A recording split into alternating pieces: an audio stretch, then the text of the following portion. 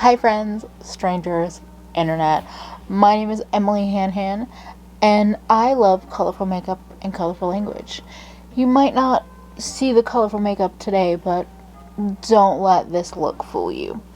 So, I am back with a Grinchmas Day 5 with a fun little tag, because who doesn't love tags? And if you don't love them, don't leave a comment. It's okay. I'll probably be able to tell by your thumbs down anyway. Or do leave a comment. I don't know. Engagement is engagement. But for real, I enjoy makeup tags. I enjoy talking about my opinion on makeup. I also enjoy having long hair via a wig that I can just take off whenever I want. Distractions aside, today I'm here with the indie makeup tag.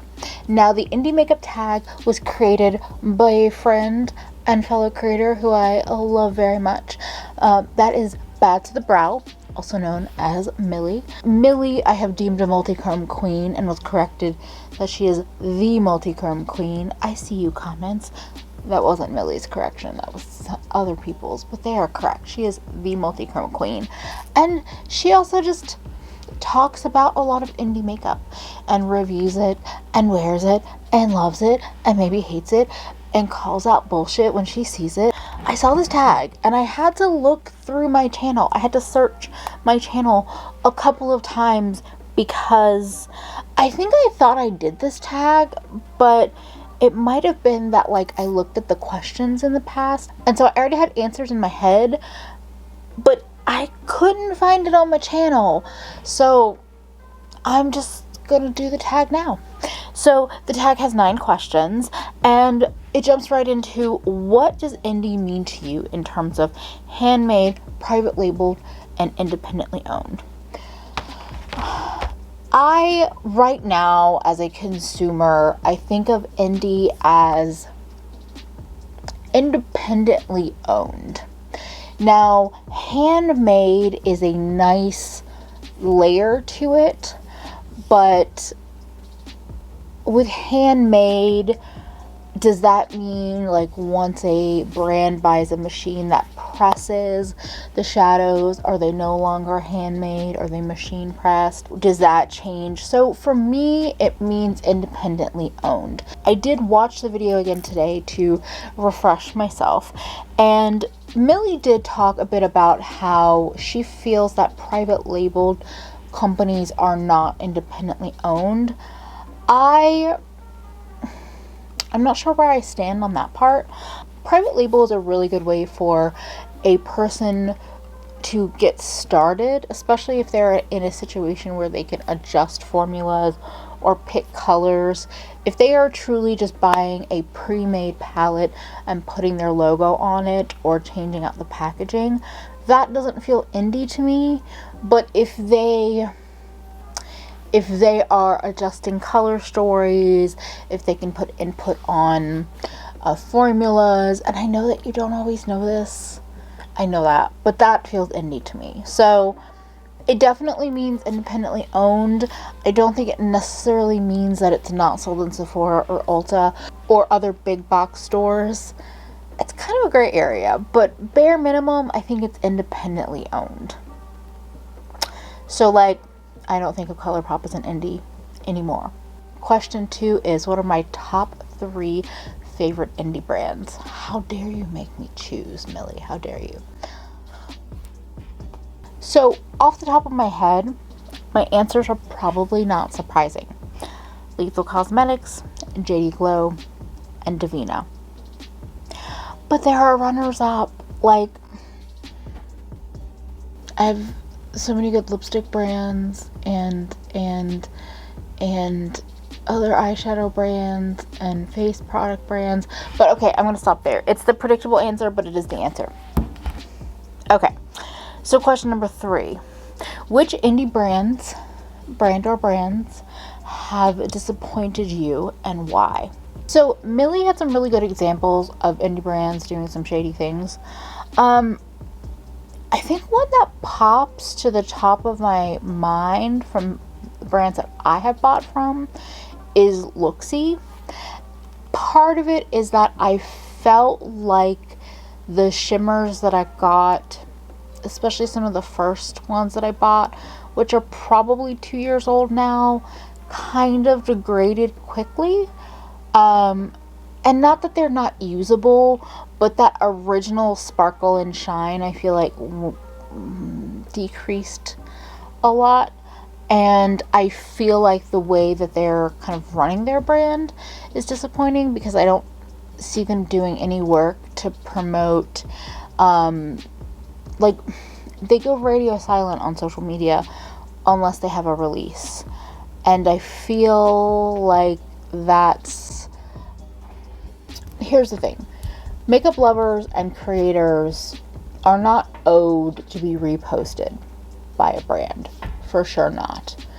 But it makes me question when a brand doesn't repost anyone or anything and only post when they have a new collection. A brand that I bought from and then felt very disappointed by was Linda Halberg, which I consider an indie brand, but now that I'm saying that, I don't totally know if that's the case. But basically, I bought from the brand early this year, and it came to my attention pretty soon after that she had done blackface, and other stories of mistreatment have come out, and the reason or supposed apology about the blackface was not great. And it's disappointing because I got one of the lip products and some of the eyeliners, and I think they're decent quality, but we're not supporting that in this household. But another one that I actually have in my drawer that disappointed me, although anyway, Blush Tribe. I mean,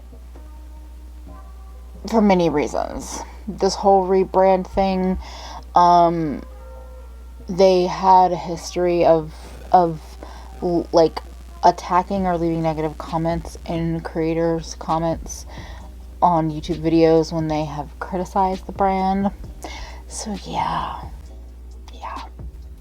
Are there any brands that I bought from that, like, quality or otherwise disappointed me? Not really. Those are the ones that popped to the top of my list. But I would recommend going and looking at Millie's video to see about a couple other brands. She actually has some critiques for JD Glow, and I love JD Glow, and I haven't had the issues that she's had, but I do recommend taking a listen, because I've heard that from other people, and it's either that they've just improved over the year or two since I've been hearing that, or the products that I got, I just haven't dealt with that issue. Oh, Give Me Glow, also totally a disappointment. No, we're not doing that. We're not doing that around here. Question number 4. Which indie brands have you not tried yet that you really want to try? So, I did a whole video a couple days ago. Was it day 2 of Grinchmas? I can't stop. I'm not sorry. Just saying, I can't stop. I had like 21 brands on a list. Some of them I had tried, but most of them I had not tried. I think at the top of that list of brands I want to try, Tammy Tanuka, otherwise known as Sigil Inspired, is up there. DJ's Unique Boutique is climbing up the list, because Amy also mentioned that the palette that I had my eyes on was really good. And I'm going to pick a third one. Let's see. Third on the list, we're going to say Emma Cosmetics. EMME. M Cosmetics. Go watch my other video if you want to hear more about why I so desperately want to try those brands. Question number 5. If you could own an entire product collection from one brand, what brand would it be? I mean, Millie had the answer that my brain goes to first, which is Cleona, because of the entire stained glass collection. And that does hold true, but a close second is Lethal, because they have lipsticks, lip glosses, liquid lipsticks, which blushes, highlighters, bronzers, beautiful matte eyeshadows. They have like, I mean, I have a lot of their stuff, but I definitely don't have the whole collection. Yeah, they're a close second for everything but sparklies. Maybe Terra Moon is a third. There's too many to pick from. Everything sparkly and shifty and beautiful I want. But Cleona is yeah, it's at the top of the list. Question number 6. What unique product and or concept have indie companies brought to the table that big brands have not?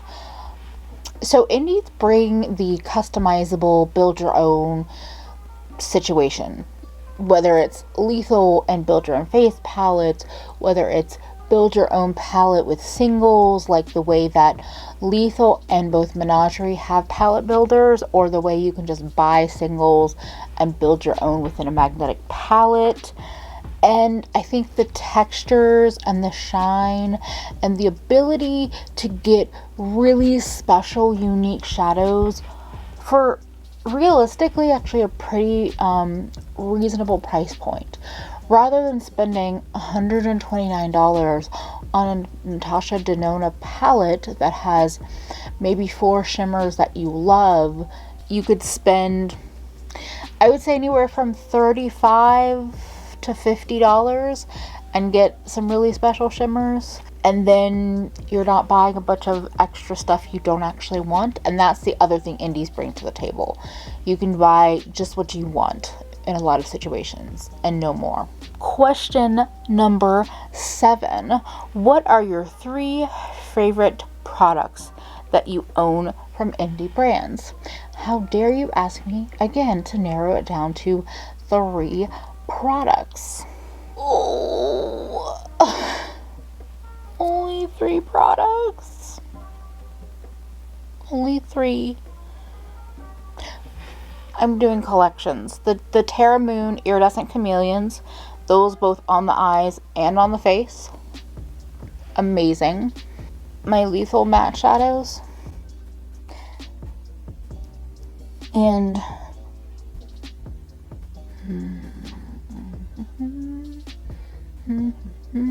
what would I do for my 3rd? Lethal mattes, Terra Moon shimmers, Kaleidos Futurism palettes. Yes, I did cheat with that question. I don't care. If you could collaborate with one indie brand, which one would it be and what would you create? I've answered this question in a different tag, and I have a whole dreamscape for a Kaleidos collection, and I stand by that. But I want to give you a different answer because this is a different moment in time. I would want to build a 12-pan palette that's also a bundle from Lethal Cosmetics. So having a cool palette, having them as singles where you could pop out, and they would have mattes. I would say we could probably do like maybe 4 mattes, maybe 6, somewhere between 4 to 6. And I would pick some of the brighter colors that they don't quite have, because a lot of their colors go murky, which are beautiful, gorgeous, grungy, delicious, love it. But perhaps some of the brighter colors, I just had an idea. It just came together in my head. It would be a palette of greens and yellows that they don't have out yet. Some mattes, but a lot of shimmers. And I would really try to push them to more texture and shine and shift. More like the newer things that they're releasing and less like their older satin formulas. I know they said they're keeping both formulas around, but Lethal, can we do like a yellow-green bundle?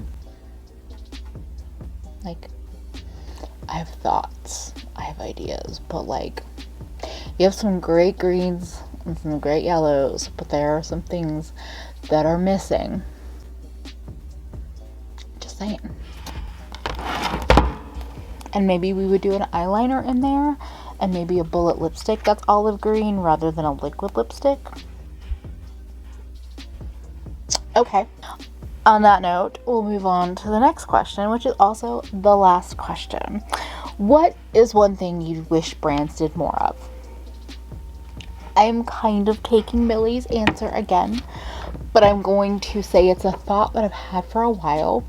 That is more pencil retractable eyeliners, and I would also love to see an indie brand release minis of colorful mascaras with like really small fine brushes.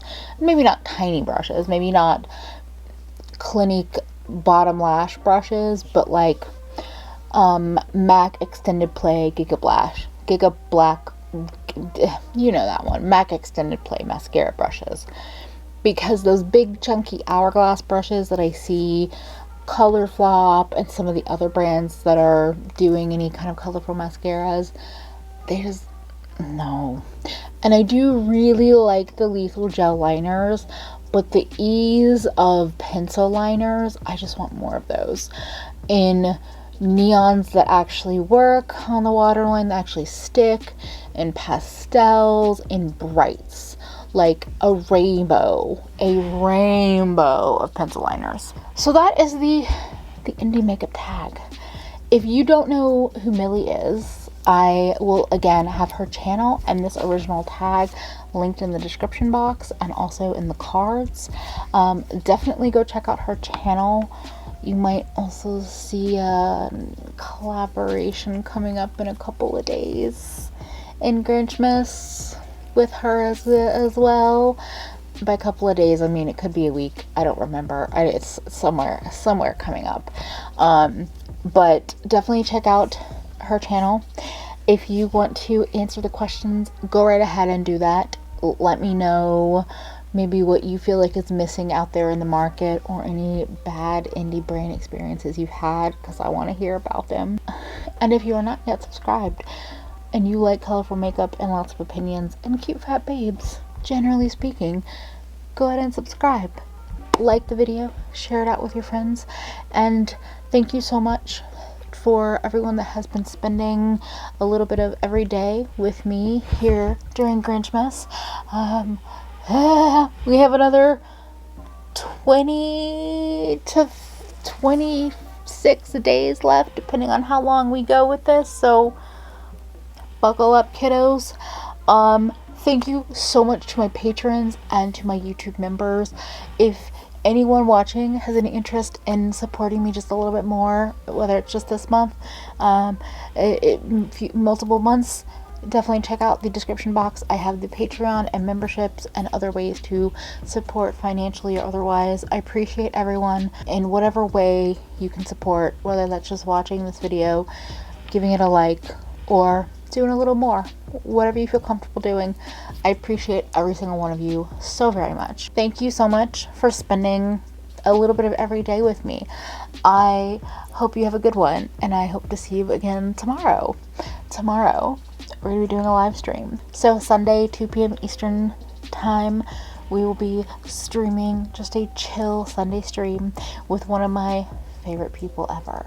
If you know her, you know her, and if you don't, you will soon know her, because she is an absolute delight. So be there or catch it on replay. Anyway, thank you so much for watching me, supporting me. I love you all. Have a wonderful day. Bye, friends.